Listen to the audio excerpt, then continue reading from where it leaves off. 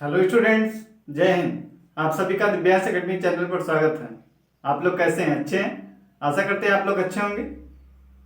तो कल हमने देखा था पाइथागोरस प्रमेय क्या होता है, ठीक है। उसका कथन देखा था और फिर हमने उसको प्रूव करके दिखाया था कि अ, वो कथन कैसे सत्य है, ठीक है। तो आज हमारा अगला पॉइंट है पाइथागोरियन त्रिक, ठीक है। पाइथागोरियन त्रिक ये क्या होता है इसके बारे में जानेंगे और पाइथागोरस प्रमेय से संबंधित और पाइथागोरियन से संबंधित क्वेश्चन भी सॉल्व किया जाएगा। तो आइए देखते हैं पाइथागोरियन त्रिक क्या है। यदि किसी यदि किसी समकोण त्रिभुज की समकोण बनाने वाली भुजाओं की लंबाई स्मॉल a तथा b है और कर्ण की लंबाई क्या है, c है, तो c का स्क्वायर बराबर होता है a square plus b square, ठीक है। पाइथागोरियन त्रिक क्या है? यदि किसी समकोण त्रिभुज की समकोण बनाने वाली भुजाओं की लंबाई स्मॉल a तथा b है और कर्ण की लंबाई स्मॉल c है, तो c स्क्वायर बराबर होता है a square plus b square. इसी संबंध को पाइथागोरियन त्रिक कहते हैं। इसी संबंध को क्या बोलते हैं? पाइथागोरियन त्रिक। और पाइथागोरस प्रमेय हमने कल उसका कथन बताया था और फिर उस कथन को सिद्ध करके दिखाया था, ठीक है। तो वहां पे जो संबंध आया था उसी संबंध को क्या बोलते हैं? पाइथागोरियन त्रिक के नाम से भी जानते हैं। उसी संबंध को क्या जानते हैं? पाइथागोरियन त्रिक।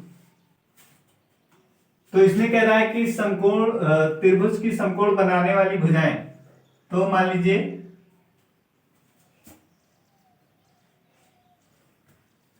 समकोण बनाने वाली भुजाएं,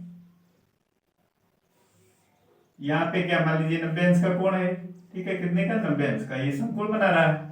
फिर इसको इससे मिला देंगे तो ये क्या हो गया, ये मान लीजिए स्मॉल a है और ये स्मॉल b है।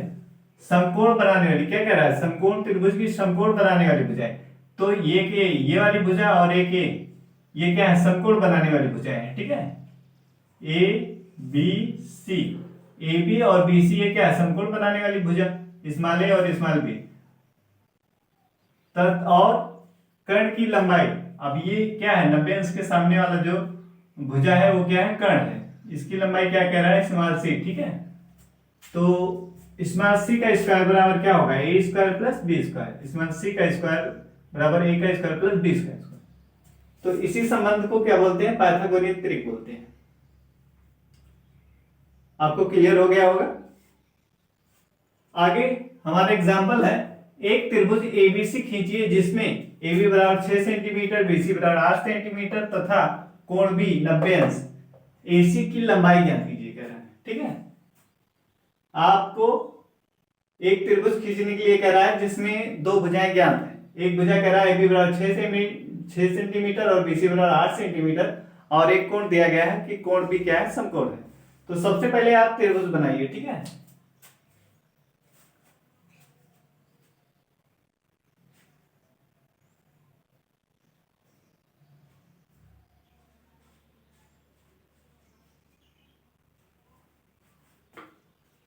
तो सबसे पहले त्रिभुज बनाते हैं।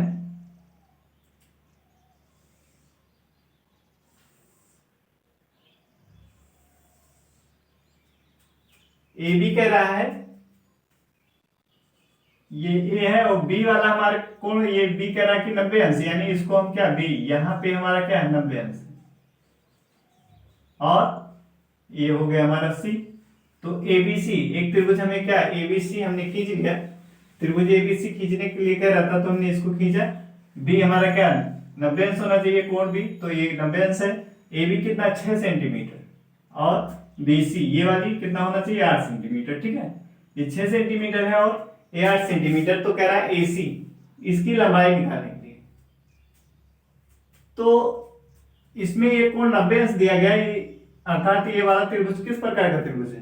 पहले तो आपको ये जानना पड़ेगा ये त्रिभुज किस टाइप का है, ठीक है। तो हमने इसमें देखा एक कोण इसका क्या, 90 अंश है, इसलिए ये त्रिभुज कैसा है? समकोण त्रिभुज है। तो समकोण त्रिभुज के लिए कल हमने बताया था कि उसके लिए क्या, पाइथागोरस प्रमेय का कथन है। उसके अनुसार, पाइथागोरस प्रमेय के अनुसार क्या हो जाएगा ये? सबसे पहले हम लिखेंगे ए बी बराबर जो दिया है उसको लिख लीजिए। ए बी बराबर दिया है 6 सेंटीमीटर और BC बराबर दिया है 8 सेंटीमीटर। ठीक है, BC बराबर 8 सेंटीमीटर। और क्या दिया इसमें, कोण B दिया है 90 अंश। और हमें निकालना है AC की लंबाई। क्या निकालना है, AC की लंबाई निकालनी है। जो जो दिया था हमने उसको लिख लिया। ठीक है, फिर हमने त्रिभुज को खींचा। अब हमें AC को निकालना है, तो इसमें क्या करेंगे, पाइथागोरस प्रमेय। समकोण त्रिभुज में क्या लगाएंगे, पाइथागोरस प्रमेय, क्योंकि हमने कल देखा था पाइथागोरस प्रमेय से समकोण त्रिभुज के लिए क्या होता है। पाइथागोरस से, तो पाइथागोरस प्रमेय के अनुसार एक समकोण त्रिभुज में लंब का स्क्वायर प्लस आधार का स्क्वायर बराबर किसके होता है, कर्ण के स्क्वायर के बराबर होता है। कर्ण का वर्ग बराबर क्या होता है, पाइथागोरस प्रमेय हमने कल क्या बताया था कि कर्ण का वर्ग बराबर आधार का वर्ग प्लस लंब का वर्ग। तो पाइथागोरस प्रमेय से हमारा क्या हो जाएगा, कर्ण का वर्ग बराबर लंब का वर्ग प्लस आधार का वर्ग। ठीक है, तो हम इसको क्या लिख सकते हैं, इसको कर्ण हमारा कितना है AC का स्क्वायर, लंब कितना है AB का स्क्वायर, और आधार कितना है BC का स्क्वायर। तो AB कितना है 6 का स्क्वायर, BC कितना है 8, इसका स्क्वायर बराबर क्या हो जाएगा 36 और 8 टाइम 64। क्यों, 6 का स्क्वायर कितना होता है 36 होता है, और 8 का स्क्वायर कितना होता है 64। अब इन दोनों को जोड़ दीजिए, तो AC बराबर हमारा AC का स्क्वायर बराबर कितना आ गया 36। इसको जोड़ेंगे कितना, 36 64 जोड़ेंगे कितना हो जाएगा 100। अब AC बराबर निकालेंगे तो कितना आएगा, AC बराबर क्या हो जाएगा √100। तो AC का मान कितना आ जाएगा 10 सेंटीमीटर। AC कितना आ गया हमारा 10 सेंटीमीटर। तो बताइए कैसे आया, हमने क्या लिखा, AC का स्क्वायर बराबर 100 था, तो AC बराबर हमने क्या लिखा √100, AC बराबर 10। तो ये देखिए AC जैसे AC का स्क्वायर है ना, AC का स्क्वायर है बराबर इधर कितना है 100। अब हम क्या करते हैं, दोनों पक्षों का वर्गमूल लेते हैं। क्या करते हैं, दोनों पक्षों का वर्गमूल। तो दोनों पक्षों का वर्गमूल लेंगे तो क्या AC का स्क्वायर बराबर AC का स्क्वायर, इसका वर्गमूल और 100 का वर्गमूल। तो इसको हम क्या लिख सकते हैं, AC गुणे AC लिख सकते हैं। क्यों, और ये जो 100 है इसको क्या लिख सकते हैं 10 गुणे 10। इसका गुणनखंड करेंगे तो क्या हो जाएगा 10 गुणे 10। अब इसमें देखिए पेयर बन रहा है AC का, क्यों 2 का पेयर बन रहा है ना, वर्गमूल कितने का पेयर बनता है 2 का जोड़ा बनाते हैं वर्गमूल में।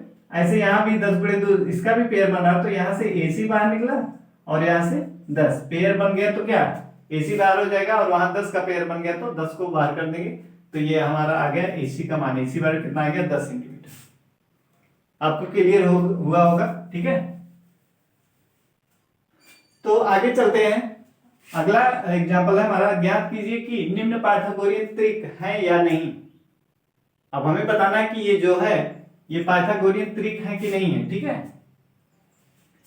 तो आइए देखते हैं पाइथागोरियन त्रिक का संबंध क्या बताया गया है।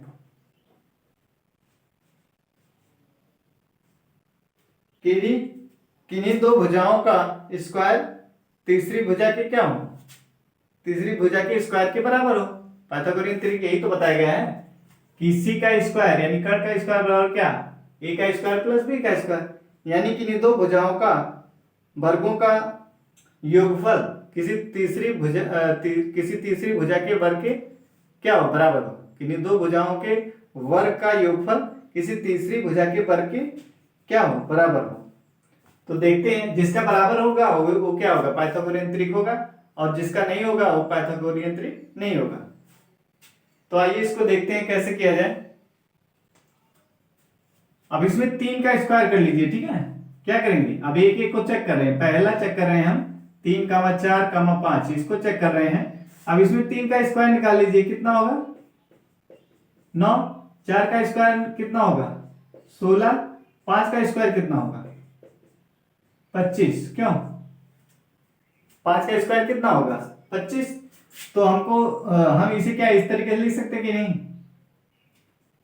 5 का स्क्वायर बराबर 3 का स्क्वायर प्लस 4 का स्क्वायर, तो ये हमारा 25 हो गया और इधर 9 और ये 16, तो जोड़ेंगे क्या आ गया 25 25 दोनों तरफ आ रहा है, तो हमारा बायां पक्ष LHS और RHS क्या है, हमारा बायां पक्ष और बायां पक्ष क्या है बराबर है, अर्थात ये 3 4 और 5 ये क्या है पाइथागोरियन त्रिक है, क्योंकि हमारा जो संबंध था इसका पालन हो गया ना, किसी तीसरी भुजा का स्क्वायर शेष दो भुजाओं के स्क्वायर के योगफल के क्या हो बराबर हो, किसी तीसरी भुजा का वर्ग शेष दो भुजाओं के वर्ग के योगफल के क्या हो बराबर हो, तो वो क्या होता है पाइथागोरियन त्रिक होता है। ठीक है, तो हमने इसको देखा, तो इसका स्क्वायर इन दोनों भुजाओं के क्या स्क्वायर के योगफल के बराबर है, इसलिए हमारा ये क्या हो जाएगा पाइथागोरियन त्रिक है, क्या है पाइथागोरियन त्रिक। अतः लिख देंगे अतः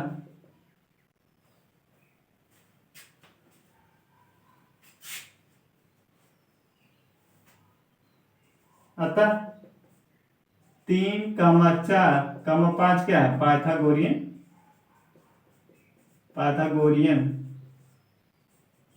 त्रिक, क्या है पाइथागोरियन त्रिक। ठीक, अब दूसरा वाला चेक करते हैं।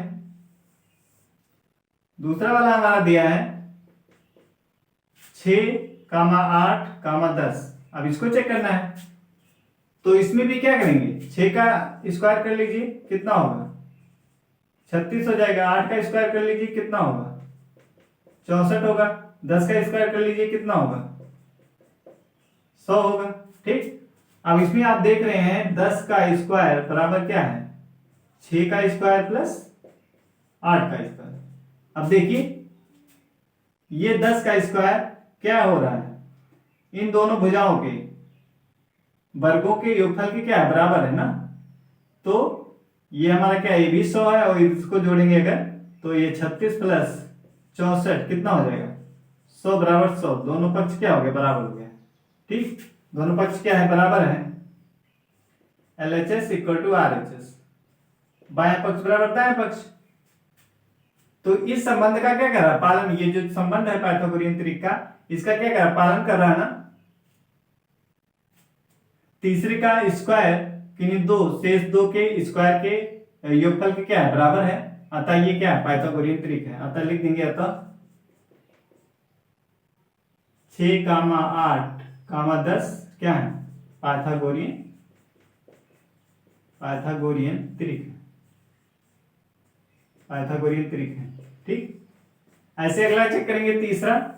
तीसरे में हमारा क्या है, तीसरा दिया 8, 15, 16। अब इसका स्क्वायर कीजिए, 8 का स्क्वायर करेंगे कितना 64, 15 का स्क्वायर करेंगे कितना होगा 225, क्यों 15 बजे 75, 15 के 15 और 7 जोड़ेंगे 25 हो जाएगा 225। ठीक है, 7 जोड़ेंगे क्या 22 आएगा, फिर कितना हो जाएगा 25 225। ठीक है, 16 का स्क्वायर कितना होता है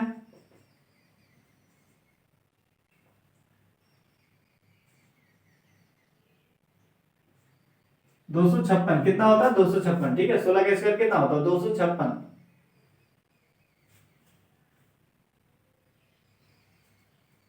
अब इसका देखिए ये 16 का स्क्वायर 8 का स्क्वायर प्लस 15 का स्क्वायर। अब इसमें देखिए ये कितना 256 है, और ये कितना है 8 64 प्लस 225, तो ये तो 256 है, और ये कितना आएगा 169 आ जाएगा, क्यों 4 और 5 जोड़ेंगे कितना 9, और ये 6 2 8। ठीक, 6 2 8 हो जाएगा, और ये 2 यहाँ पे, तो ये 256 और ये क्या है 289 है। ठीक, 16 का स्क्वायर कितना होता है 16 का स्क्वायर 256, और इसका हमने जोड़ा तो कितना आ रहा है ये 289 आ रहा है, तो ये बराबर नहीं है। ठीक है, बराबर नहीं है, अतः ये क्या पाइथागोरियन त्रिक नहीं होगा। क्योंकि इस संबंध का जो ये संबंध दिया है इस संबंध का क्या पालन नहीं कर रहा है। अतः 8, 15, 16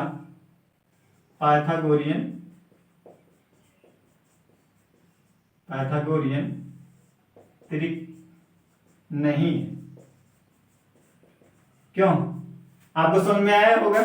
यदि आपको किसी भुजा का किसी त्रिभुज की 3 भुजाएं दी हैं, ठीक है, और उसका पाइथागोरियन त्रिक पूछ रहा है तो क्या करेंगे, उसका स्क्वायर कर लीजिए। फिर उसको देखिए कि किसी तीसरी भुजा का स्क्वायर या किसी एक भुजा का स्क्वायर शेष 2 भुजाओं के स्क्वायर के योगफल के क्या है, बराबर है।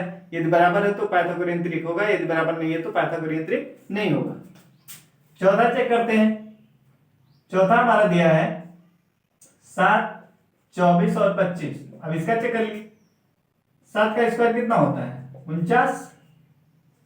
24 का स्क्वायर कीजिए कितना होगा, और 25 का स्क्वायर कीजिए कितना होगा।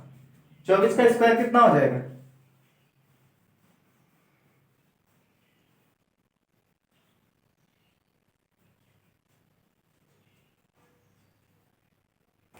24 का स्क्वायर 500 कितना हो जाएगा, 76 कितना होगा 576, और इसका 625। ठीक है, इसका कितना 625 हो जाएगा और उसका कितना होगा 576 हो जाएगा। 24 का स्क्वायर कर लीजिए, देख लीजिए कितना होगा, 4 चौक 16, 4 दूना 8 1 9, फिर 2 चौक 8 और 2 दूना 4 कितना हो जाएगा 6, 8 9 17 और 1 5, 500 कितना आ गया 76 आ गया। ठीक है, तो 24 का स्क्वायर कितना है 576 है और 25 का स्क्वायर 625 होता है। अब इसको जोड़ लीजिए, इसको करिए। 25 का स्क्वायर बराबर 7 का स्क्वायर प्लस 24 का स्क्वायर। देखिए तो 625 आ रहा है, ये 49 और ये कितना आ रहा है 576, तो जोड़ लीजिए।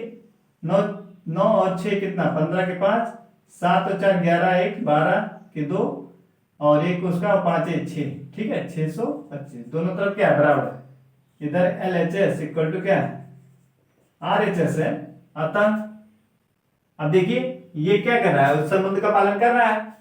किसी एक भुजा का स्क्वायर से 2 भुजाओं के स्क्वायर के योगफल के क्या है बराबर है, अतः ये क्या है पाइथागोरियन त्रिक है। अतः 7, 24, 25 क्या है पाइथागोरियन